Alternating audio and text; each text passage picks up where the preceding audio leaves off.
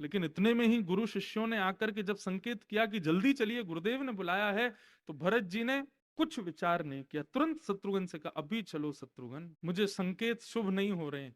बंधुओं, जब प्रेम अनंत होता है ना, तो कई बार ऐसा होता है कि पुत्र विदेश में है और वहां पुत्र को कोई बीमारी हो जाए और देश में माँ को संकेत होने लग जाता है कि कुछ तो गड़बड़ है, और माँ तुरंत फोन करके अपने पुत्र से पूछते कुछ दिक्कत तो नहीं। कई बार ऐसा होता है, कई बार मां संकट में आ जाती है तो पुत्र को अनुभव होने लग जाता है कि कुछ तो गड़बड़ है। अब भले ही आजकल के हम लोगों का ज्ञान इतना सूक्ष्म हो गया है, हम लोगों का अध्यात्म इतना सूक्ष्म हो गया है, संकीर्ण हो गया है कि हम अपशगुनों को जोड़ नहीं पाते, लेकिन प्राचीन काल में कुछ भी ऐसी अनहोनी होती थी तो लोगों के हृदय इतने पवित्र होते थे कि उनको संकेत होने लग जाता था।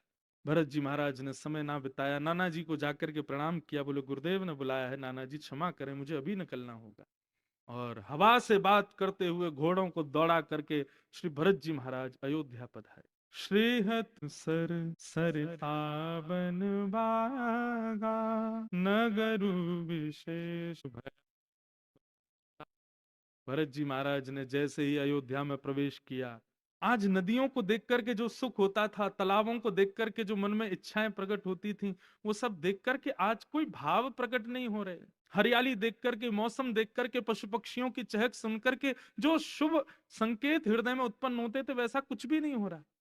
अयोध्या नगरी जो सदैव राम में दिखती थी, सदैव भक्ति में दिखती थी, सदैव आनंद में दिखती थी, आज उस नगरी को देख करके भरत जी महाराज को भय जैसा लग रहा है।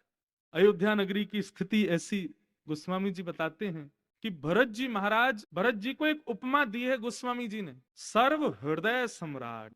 भरत जी की ये उपमा है कि भरत जी जहां जाते हैं वहां के लोगों के हृदय पर अपना राज कर लेते हैं। भरत जी का ऐसा स्वभाव, ऐसा स्वरूप है। लेकिन आज भरत जी जैसे ही प्रवेश कर रहे हैं अयोध्या में, जो लोग भरत जी को देख करके प्रणाम करते थे, दंडवत करते थे, माताएं दूर से ही बलैया लेती थी, पशु पक्षी चहकने लग जाते थे, क्यों? राम जैसे ही है ना देखने में। अरे कहां तक में वर्णन आता है कि जब राम जी लौट करके 14 वर्ष बाद अयोध्या पधारे, तो जैसे ही भरत जी ने दौड़ करके राम जी को हृदय से लगाया, चारों तरफ अयोध्या के लोग खड़े होकर के देख रहे थे। दोनों राम और भरत के मिलन को देख करके इतने आंसू झरे अयोध्या वासियों के कि 10 मिनट बाद देखने पर दोनों को पता ही नहीं चला कि इनमें राम कौन है और भरत। एक जैसे दिखते हैं, स्वभाव, रूप, सब कुछ एक जैसा है।